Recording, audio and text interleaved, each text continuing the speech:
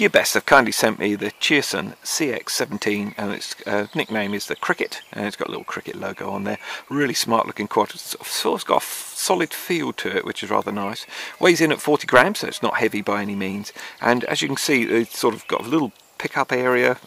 It's just really nice in the hand and everything. Everything's moulded all in, even the prop guards and the landing gear and everything, so it's really nicely done. Really low slung sort of belly on it, but the props are quite high, so you shouldn't actually draw anything up to give you any problems. If you landed in long grass, it would be a problem, but a little bit of gravel or something I don't think would be a problem to it, to be perfectly honest. And with the low slung weight, it's not really going to want to turn over or flip over. With the ones with high landing gear, they can tend to flip when you bring them into land. So a really smart looking little quad. It's the Wi-Fi one I've got with the camera on as well, as you can see, so it's all nicely built in. I do like it when it has different colour props front and rear, because when I'm flying, if I can't see the LEDs, these do actually identify front and rear. It's just something I prefer. And unfortunately, I've done it again, proprietary battery, as they seem to be doing on everything these days. It's got a couple of little finger holds that you push there to pull out, and it's got a locking device as well. It's a little 400 milliamp hour, and it's a single cell, so, and I can't find a way of sort of changing that very easily. It is you will need to buy another one if you need it. It's got a good flight time, so perhaps just one battery will be fine. If not, it's a proprietary one, I'm afraid. So that's the quad all covered. Like I say, my one's the Wi-Fi one, so there's a Wi-Fi app that is specifically for the CX17, and I'll run through that in a minute. And then we come on to the transmitter. I like these transmitters a lot. First one I got was CX10, I think it was the WD. They're quite compact and everything. They just feel nice in the hand. They're very light. They only take a couple of AAA batteries in the back, and it doesn't come with those. But the nice thing about this one is you can just pull it out and make it feel like you're flying, you know, a bigger transmitter. It's just got that feel to it. It is a sort of polished, shiny plastic, and it does feel very plasticky in the hand. But this facility of bringing it out and pushing it back in is absolutely superb. And actually, I've found when I'm flying, you can tend to sort of push it in a bit as you're sort of trying to roll or getting a bit tight on things. So it's nice. I really like it. So you can either turn the transmitter on first of all, or the quad, doesn't make any difference, and then to bind it's simply up and down on the throttle. It comes in mode 2, so that's the sort of default mode, and that basically means the throttle's here, so it's up and down with the throttle, and right and left, and that's the yaw or the turn, you would term that if you're new to quads. And then this one is your direction stick, so this one goes forwards, backwards, and it rolls right and rolls left. And forward and backwards is called pitching. They don't put an awful lot on these, which I like simple transmitters. They suit me quite a bit. You've got auto takeoff with a little arrow pointing up, so you press that, goes into tick over, then pops up about 1/2 metre, so it's not too high. And then auto land as well, so you press that one on the rocker switch, it will land, but you can still control the direction. And if you want to cancel the auto land, just use the throttle again, it will just take it back into your control. So if it's coming down in the wrong place, I find that brilliant. You've got, if you've got the one without the Wi-Fi and you've just got the camera on, you can control the camera, video and stills here. And then, like I say, it starts in default mode 2, flight mode 2, which is throttle here. If you fly mode 1, then you simply hold this, turn the transmitter on, it swaps the throttle over to this side. If you're new to flying, I suggest you fly mode 2 and get used to it, because a lot of the toy grade ones you can't change from mode 2 to 1, and 2 seems to be the most popular. There's people that fly others, there's actually 4 modes, but 2 is the best one to start with, I would say.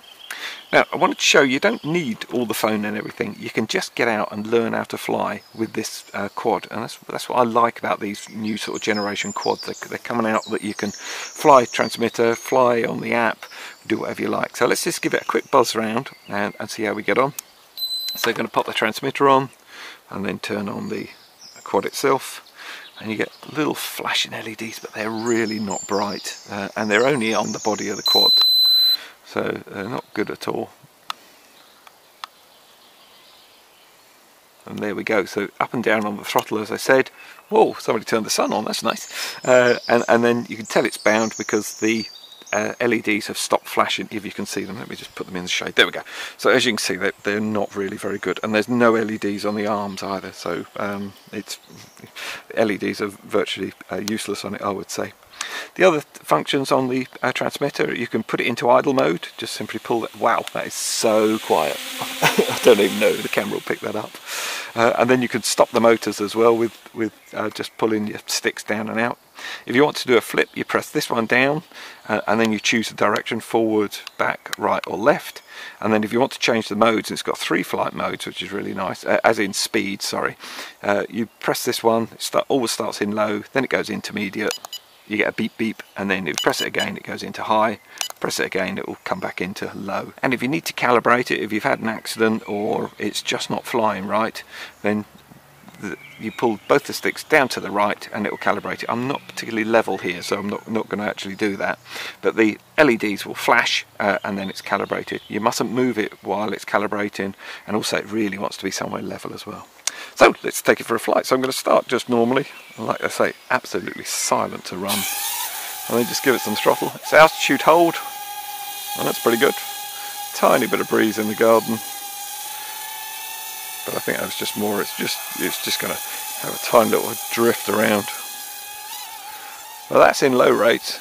Well, actually that's not bad.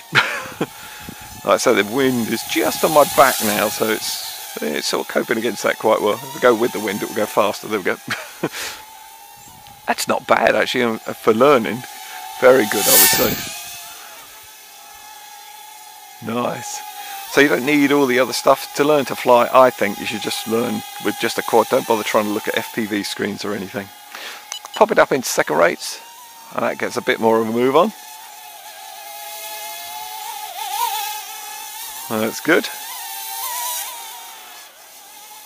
And it's a nice little visible quad as well. So I fly in shade and in light, and it's no problem at all to see it. It would be nice if it had decent LEDs, I must admit. Up into third rate, so press it again, and then you can hear it. Now it's really getting a move on. Yeah, actually quite cool. I don't think the yaw actually alters. That's the yaw in high rates. That's it in low. Oh, it does alter a bit, yeah. Not a lot. That's in high rates. No, I don't think the yaw alters at all. It's enough, actually, to be honest. And it does that sort of funneling. Yeah, it's not bad for what it is. And then with altitude hold, it never comes down that quick. But it's not too bad on this model. I've had other ones that sort of hang around in the air. So there we go. A nice little precise flyer.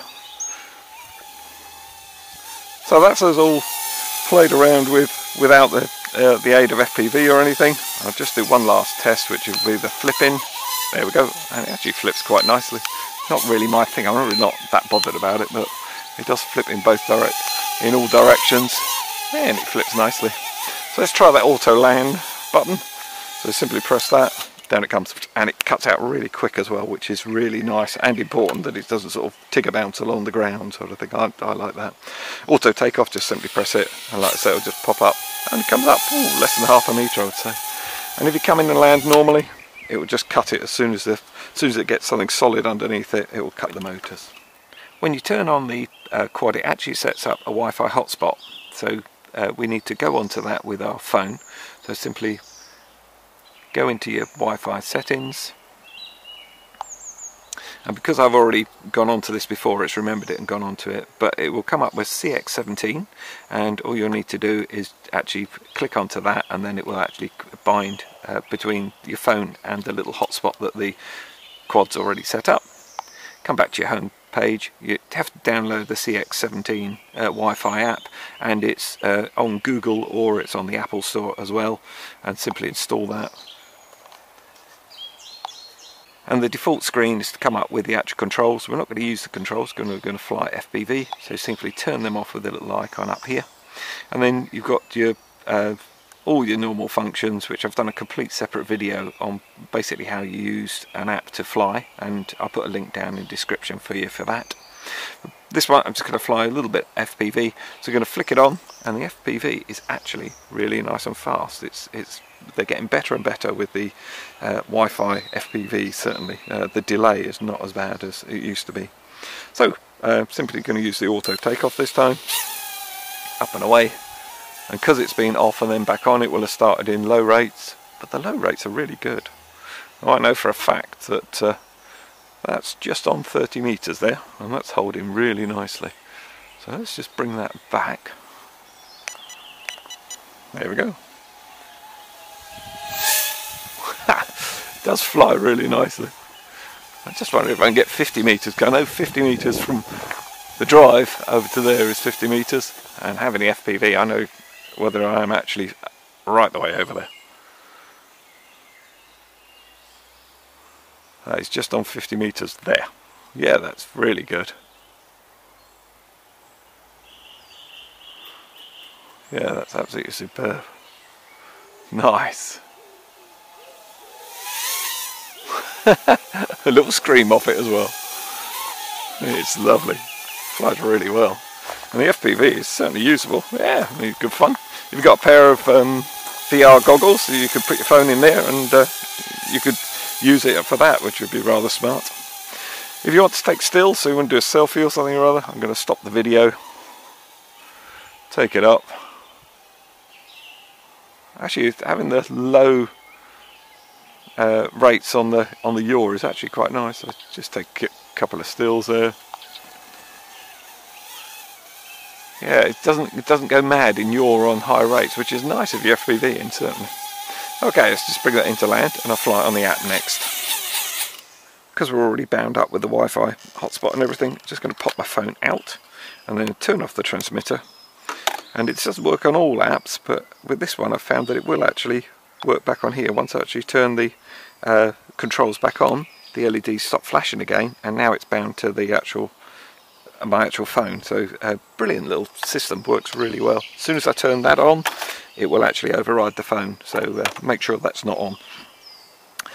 So you've got your auto takeoff, auto land, and like I say, I've done a separate video on how to do this. You've got your VR if you want to use goggles, so you could use that as well. So it's a nice little app, actually works really well. You can calibrate it here as well, and you can use the gyro on your phone as well. So I'm just going to start it up, the video first of all, and then we're all ready to go, and then let's take off and just see how we get on with this.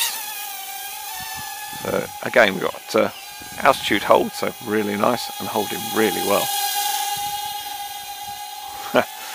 Apps don't usually fly particularly well on, well, they fly well, sorry, but they're not usually as aggressive as using a transmitter, so the rates are usually lower. So 30%, I mean, is very low anyway, but that does seem extra low. Let me pop the rates up, simply press this button here. That's not too bad, actually. I've had slower apps, I must admit. Let's pop it up to 100% because that is not bad at all, really. Pretty good. So let's see whether we can do 30 meters with it. Yeah, we got a good 30 meters there. Ah, just starting to break up a wee bit now. Yeah. So, I mean, the apps, it depends on your phone and everything else, but they're not brilliant for range, obviously, because it's only a little Wi-Fi setup. So, but you can still use your FPV as well. Well, that's actually really nice app. It flies really well. Let's put the gyro on then, and there we go. So now, if I want to go forward, I just pitch my phone forward, pitch my phone back, roll to the left, roll to the right. As you can see, I've sort of overemphasised how far we're going. You don't have to, you can when you get used to it. Your left one still remains the same, so it throttles up and down, and the yaw is as well. So it's actually, I've sort of got more into them. They're a bit more fun now, actually. And they work as well, which is nice, sort of thing. So really good. Let's stop that video. And I'll take off the gyro as well. Oh, there we go. I didn't see the low battery warnings because you've got the flashing LEDs, but they're so tiny you can hardly see them at all, but invariably you'll be flying close to yourself anyway. I'll get the battery recharged and then I'll show you the final thing on the actual app. A little feature this app has, I'm not a big fan of it, I must admit, but it's got, basically you can set a path for it to go on.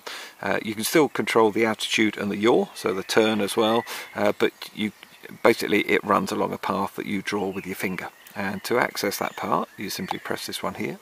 Your control goes for your direction stick, and then you basically just draw it in wherever you want to go, and you can see there it's thinking the quad's going along.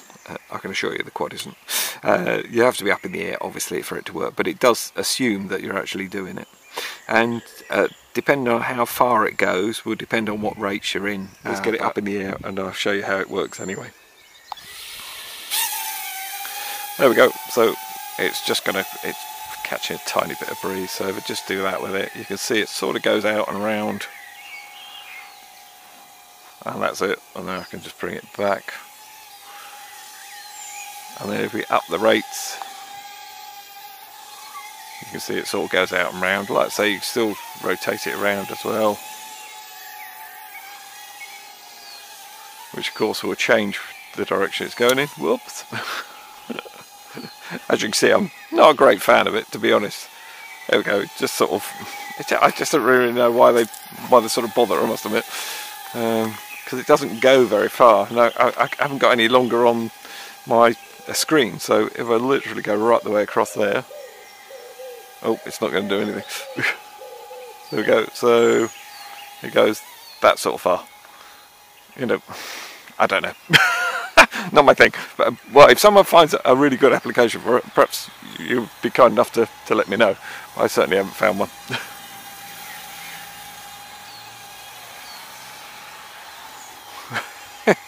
I just don't get it. Yeah. On my bigger quads, like my Typhoon H and my other GPS ones, and you set it on a path and everything, then that's fine. But yeah, I just don't get this. But it's a bit of fun, I suppose. And of course, this is always the back of it, so this is the right. So you can see it's the angle that the quad is facing at, basically. So if I come around underneath it, if I put it away from me and then do a loop around, it should go out, and then come around, and then come back. But it sort of gives up. It's sort of like, no, I've had enough of following your path. I should just stop. Yeah. So I've never actually tried a sort of loop-de-loop. Let's try that. I don't know if it will get fed up with that or not. No, it's still sort of trying to do something or other. Yeah. Well, there we go. I showed it anyway. So perhaps you've got an idea that it will suit you. I'm going to take that off for a second. Just going to bring it down a bit. And then you can do your flips as well. So simply press it and it flips. And you don't get to choose what direction it flips in. It just flips forward, basically. Let me just show you that. So there we go, so you literally just press that and that's it. And then auto land. There we go. And then you've got auto takeoff as well. This is a great little, you can get into hand launching, hand takeoff, and you're perfectly safe with these. So the props are really good.